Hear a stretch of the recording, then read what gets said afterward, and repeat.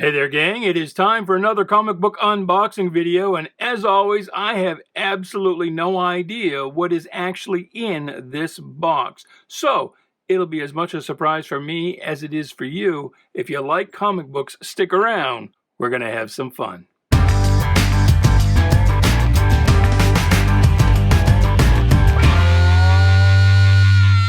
Hey there, Bubby. Welcome to Shanghalla. My name is Duke, and this is an unboxing video. So please do like, share, subscribe, comment away, do all the groovy things, and be sure to stick around until the end of the video for the super double top secret password you need to enter the great 1,000 subscriber giveaway contest. Once I get to 1,000 subscribers, I will be giving away a mystery box full of comic books. I don't know exactly what they'll be or how many there will be, but I do know that the trick is that the issue numbers will all add up to 1,000. So I can find a lot of first issues. It could be a big box. So that is coming up. We're at about 836 subscribers right now. It could be a couple of months at the rate I add subscribers, but you can help. You can get us there faster by being sure you share this with all of your comic book loving brethren. That said, let's not waste any time. Let's get right to it. Those of you who've been here before, you know what the deal is.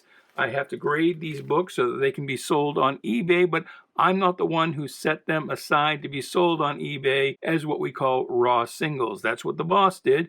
The boss is the owner of Vintage Comic Books LLC, doing business as sellmycomicbooks.com and .comcomics.com. The seller name on eBay is .comcomics. Some of these books could end up on the Whatnot app. We're going to start doing live auctions there pretty soon, and I think the username there is going to be Sell My Comic Books. But if you go to sellmycomicbooks.com and sign up for the email list, well, then you'll be sure to find out all about it.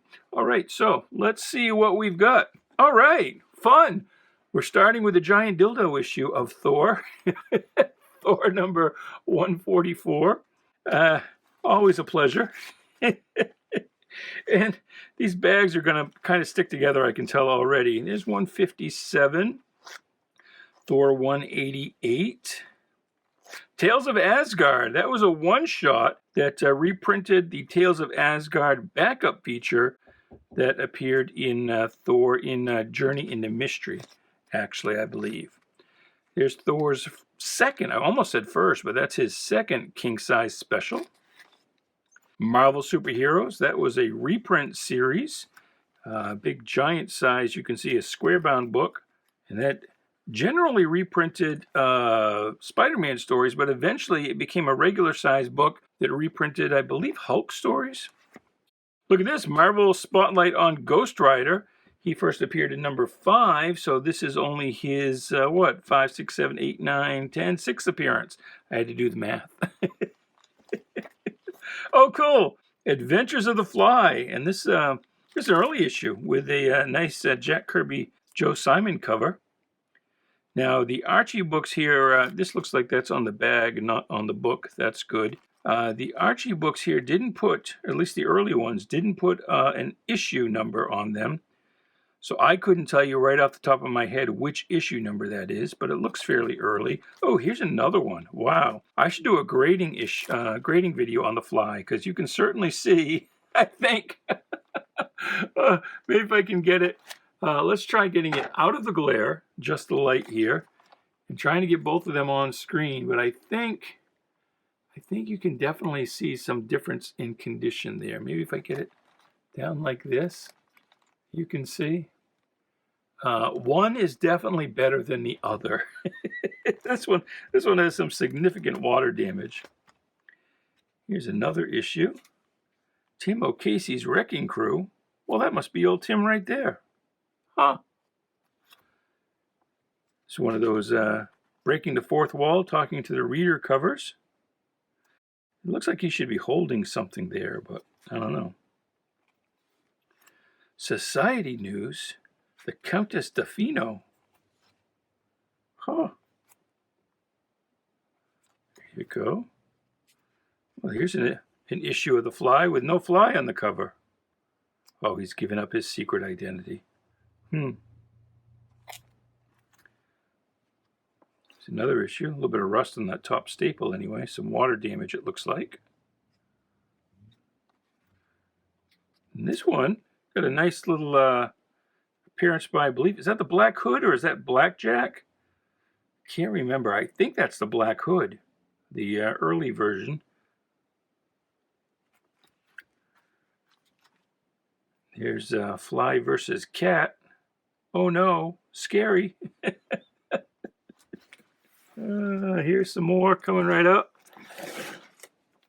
It's a nice little run of the Fly, isn't it? And I think that's his assistant who will become Fly Girl. Well, there she is right there. The Secret of the Fly Girl. That must be her first appearance as Fly Girl, I would say. Huh. There's a Beast. 1962. So these were really fairly early in the Silver Age. When you think about it, I would say that Archie and Marvel jumped on the rebirth of the superhero at just about the same time. I'll have to check that out, see really who was first. I think it was Marvel, but Archie didn't let the grass grow under its feet for sure. Here's some more Fly Girl with a bunch of little Fly Girl groupies, maybe? I don't know. You can see here that she seemed like more like she was the star of the book than he was after a time. Hurry, Fly, hurry, I'm trapped. You're such a Daphne. Here we go. Very nice. Oh, no Fly Girl. What's up with that? Oh, now she's back, and there's no Fly. Actually, I think this is the Fly. Yes. This is one time the Fly can't save the Fly Girl. Only as Thomas Troy, lawyer. That was his secret identity, by the way. Thomas Troy. And that ring you saw those chicks carrying on whatever cover it was. Now I got to try and find it. Right here was his secret ring that gave him his powers, I believe, if I remember. But I'm being truthful, I haven't read a lot of Silver Age Fly stories. Some of you in the comments could probably tell me a lot more about the Fly than I know. What does this say? Lymph? Wait, I got to read this. Let me see. It does say lymph. Lymph. I don't know what that's supposed to mean. Huh. It's some kind of secret password. Maybe we'll make that the secret password for today. Oh no! Fly Girl meets the comet and kisses him. That doesn't look like the comet to me, though. I don't know. Oh, we got two of them. Far out. And now, from the Fly, we are into weird adventure comics. And, in the Bronze Age, once the Comics Code Authority got lifted, DC didn't waste any time making use of the word weird, because through most of the life of the Comics Code Authority, from the 50s through the entire 60s, the Silver Age, and into the early 70s, you could not use the word weird on the cover of a comic book. But they employed it here as soon as they could for this Spectre feature. And I got to tell you, Jim Aparo, for my money, at the top of his game, I think Jim Aparo is probably my all-time favorite comic book artist. That might seem strange to you. He's not at the top of a lot of lists, but I do love me some Jim Aparo. Here's Superman's funeral with all the LLs: Lois Lane, Lana Lang, Lori Lemaris, Linda Lee, later Linda Danvers. I think she was Linda Danvers already at this point. Here's the first appearance of the Black Orchid, Adventure Comics number 428. Here is the third appearance of the Black Orchid, and she only lasted for 3 issues and then wasn't seen again for like decades. But that's what it was. That's what it was. Let's see what else we got here. We're making pretty good time. We might blow through this entire box in one video. Usually, lately I've been splitting them into 2. Here's some more of the Spectre series from Adventure Comics. And here's the second appearance of Black Orchid, 429. Some more fantastic Jim Aparo Spectre. From Adventure Comics, that was 439. Here's 436, 432, 434, 435. And you can either hunt out these individual issues, or I think DC collected them all. I don't know if it's still in print, but I think they collected them all into a trade paperback at some time. And do yourself a favor, check that out. That is a fun run. And kind of gory. The Spectre comes up with a lot of weird, just macabre ways of dealing with the criminals. Ways that really kind of set the whole comic book industry at Twitter at the time. There was, a lot of, pearl clutching about whether they were going too far with the Spectre in this series. And Michael Fleischer got kind of a bad name for a while, but fairly tame by today's standards. Here's the Creeper. Nice one-off issue against the, I think it's the Firefly. Adventures of the Jaguar. We saw the Fly. Here's Jaguar, and I think that's the first issue. Something is tingling my spidey senses, my Jaguar senses, telling me that's the first issue. I could be wrong. Of course, he always assumed the same pose. The Jaguar had like one trick, and you're looking at it. That's funny. But you'll see in a lot of covers he's striking a very similar pose. Not in this one. I don't know why he's trying to rescue Lois Lane, but there she is. Oh, we got two of them. Far out. Ooh, my voice. I got a little more excited about that than I should have. See, same pose, just going the other way. Oh, and it's like rocket things on his butt. I thought he could actually fly all by himself. I didn't know he was using rocket things. Well, what the hell was the Jaguar's power? I don't actually know much about the Jaguar. You're going to have to educate me in the comments. This issue, we keep trying to sell as a single, and it keeps not doing well, so I'm thinking we should stop, but there it is. Captain Marvel and Marvel Spotlight #1, direct sales edition. Marvel Age #1, so that was kind of an in-house fanzine with articles and upcoming releases and all that. Crystar, the Crystal Warrior, was the big new thing on the horizon at that time. There you go. Nice phallic imagery of this castle over here. This one, I don't think this will do well. And when I say do well, we like to get at least $10 for any auction, whether it's a single or a multi-book lot. I think I'm going to have to throw that into a multi-book lot. I don't think that will do $10 all by itself. But it's first appearance of American Eagle, who I guess they would probably call racist today, or just the idea of that. Here's Cloak and Dagger #1, the first #1. They had a mini series and then an ongoing series. There's another copy of it, so that's pretty cool. What else we got here? Oh, far out! I remember this from when I was a kid. Showcase Presents with the very feminist Power Girl. She was a big proponent of feminism at the time, or at least feminism as it was in the late 70s. Kind of a different bug than it is today.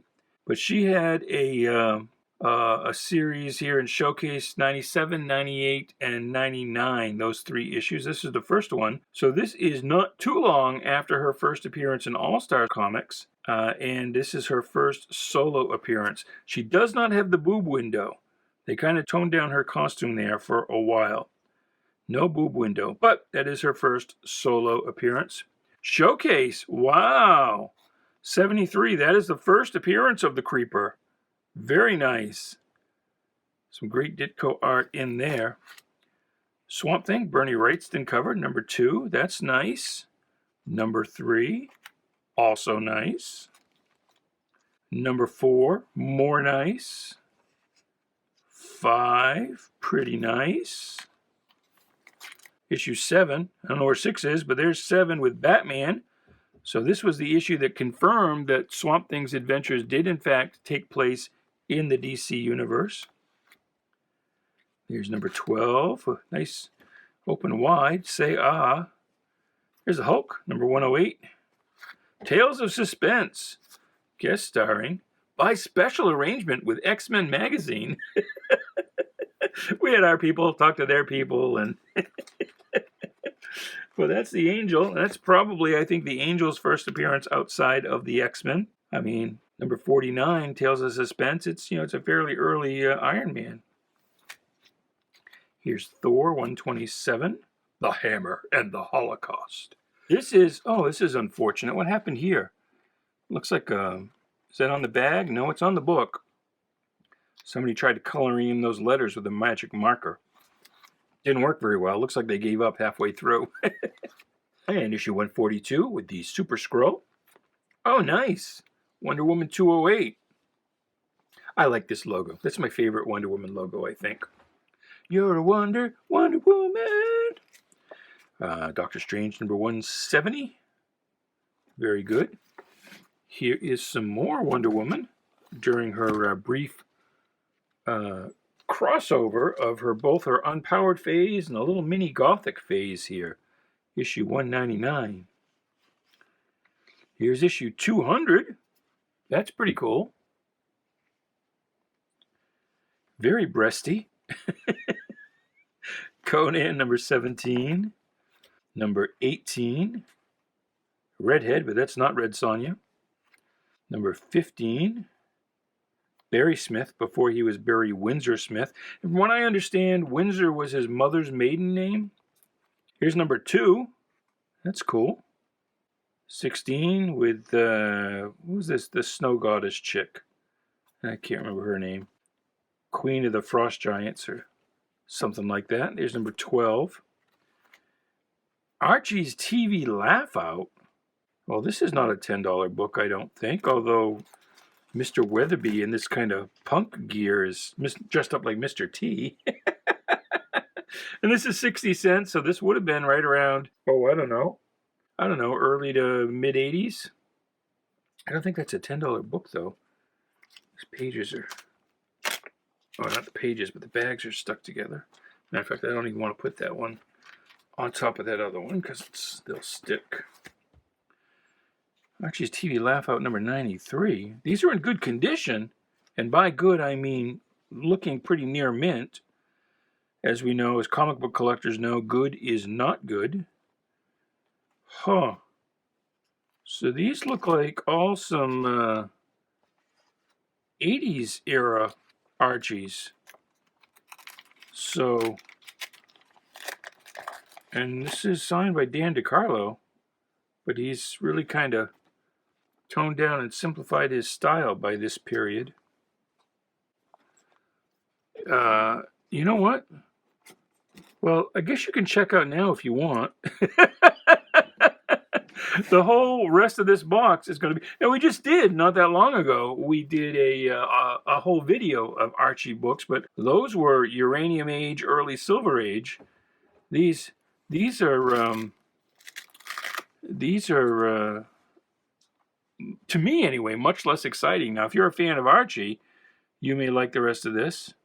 Look at the string bikini here on Veronica. That's a little risque, especially for that time period. And remember in the other video, I did tell you that Archie Giant Series magazine did eventually become just a regular size book, and there you go. I wasn't lying to you. But issue 520. Huh.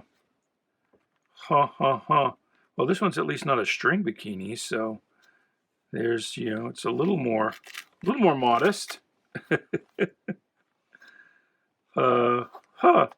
Well, we'll blow through these pretty quick, and 35 cents. So that's late 70s then. So I guess we've got a kind of a run of stuff here. Sabrina's Christmas Magic. Again, it's Archie Giant Series magazine. There's some more Christmas Magic. Betty and Veronica's Christmas Spectacular. Huh. Look at that. These are all Giant Series. Archie's Christmas Love-In. Well, that could have been a little X-rated, little Archie porn for you. The old Love-In. Huh. Archie's Christmas Stocking. Archie's Christmas Stocking. Archie's Christmas Stocking. Huh. And of course, that was an annual thing. You can tell by the issue numbers here where we go to 524, 535. Yep, I'd say the rest of this is all going to be kind of some 70s, but mostly 80s era Archie. Huh. I'm going to have to talk to the boss about this because these don't seem to me like singles. I don't know why he put these in here. I would think these would sell in lots. Maybe smallish lots, you know, but because they are in, you know, really nice shape. And it's not an easy thing to find Archie books in, you know, 8s and 9s because they tended to sell to casual readers, younger readers, female readers, not the typical fanboy who put the book immediately hermetically sealed in a bag and board and all, you know, locked up solid, acid-free. These kind of books tended to go into bureau drawers and into shoe boxes and the backs of closets, and they got roughed up pretty good, handed down generation to generation. It's Archie for Monster Laughs. Huh? I think that's just a regular Archie issue. So the fact that, you know, these are in real nice shape. Well, here's an older one. There's a Silver Age Life with Archie. And notice the change in art style. I mean, it's still same church, but radically different pew. And as I told you before, the Archie Life with Archie early on had a real globe-trotting adventure kind of vibe. That's a different looking look for Archie. I mean, again, it's the same, but it's just a bit of a different art style. And now we're kind of back into, well, this is Silver Age, 12 cents. Reggie with, oh, this is a Archie's superhero phase as Pureheart the Powerful. Or, as it says here, the Pow-erful. And here's another Life with Archie. He's the man from Riverdale. I don't know if they ever said inside what Riverdale was an acronym for, but you can go ahead and invent your own if you like. Another Life with Archie. What's that say? Cotton Flubber Note is coming? I have no idea what that could possibly mean. The girls seem pretty into it, though, so. Here's Life with Archie, 25th anniversary issue, number 238. That's cool. Archie gets his new car. Oh, my. Laugh Comics, number 380. These upside down. Just these ones here. Archie's Girls, Betty and Veronica, number 326. 327. Yeah, these definitely should go into lots, I think. Tell me what you think in the comments below. You think these are $10 books? How many issues do you think I'd have to put into a lot to get 10 bucks? Those girls are not in bikinis. They're in their underwear. Oh, my God.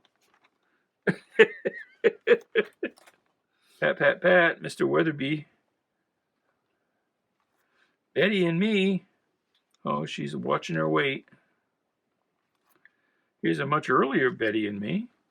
Number 83. That other one we just saw was number 136. I always wondered who the me was. Betty and me, Archie and me. I guess the me was the reader, huh? Here's Betty with bangs. You didn't really see that very often, did you? Or at least not bangs like that. Oh. Huh. All right, here's the last stack. And I think this is all Archie. All Archie. Oh, the Stray Cats. Far out. Oh, I want this issue. Just because it has the Stray Cats on it.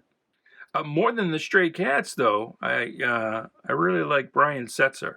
The Brian Setzer Orchestra, that kind of big band, punk, jazz, swing, almost a punk ska thing. I'm a big fan of that. Number 104, Everything's Archie. Oh, these bags.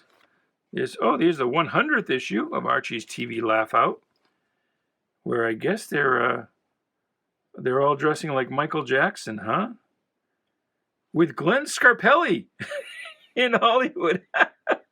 Who the hell was Glenn Scarpelli? Wasn't he in One Day at a Time? He was like the adopted son or something after the girls kind of aged out.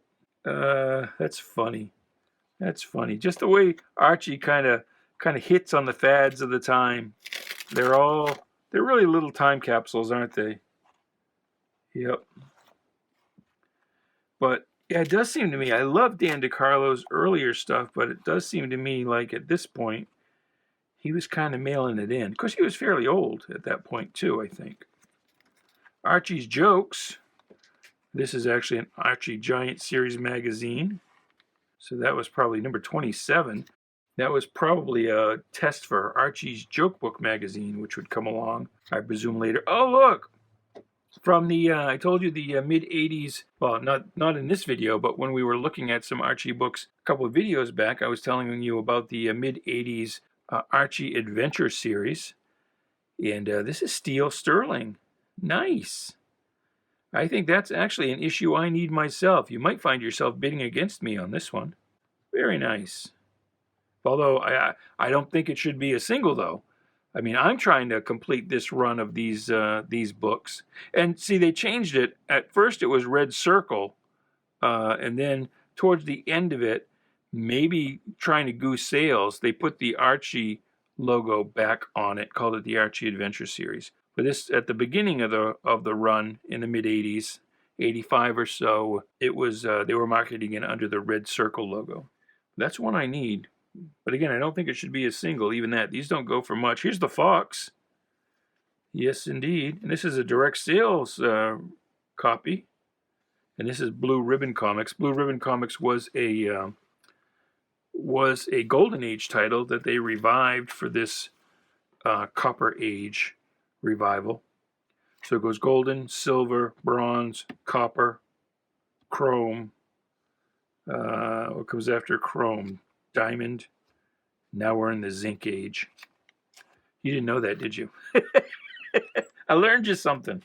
That's most of that I made up. Here's the 400th spectacular issue of Pep Comics. That's pretty cool. And this is actually neat. Look at this. Oh, get this bags apart without bending the book. They pay a visit to the Archie Comics offices. So each of these must be a caricature of somebody working at Archie at that time. Cool. Very, very cool.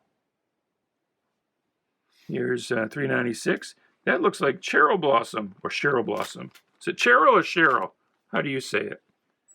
I don't know who the blonde is, though. Archie at Riverdale High, number 92. He's still at Riverdale High in number 96. Oh, these bags. These bags. More Riverdale High, 97. That doesn't look like Riverdale High, though. unless they're doing maybe some kind of theater production of, I don't know what. Hey, Moose. Moose got an A+. Good for Moose. They don't really use Moose much these days, I guess. Or Big Ethel. They don't use Big Ethel really at all. I guess these are considered unflattering stereotypes that are passé. Here's the 100th issue of Archie at Riverdale High. Nobody looks very happy about it. All these bags. And here's just Archie. Regular old, plain old, run-of-the-mill, everyday Archie. 40 center, so that's going to be around 1979 or so. But there you are. There you are. International Children's Appeal Charity Car Wash.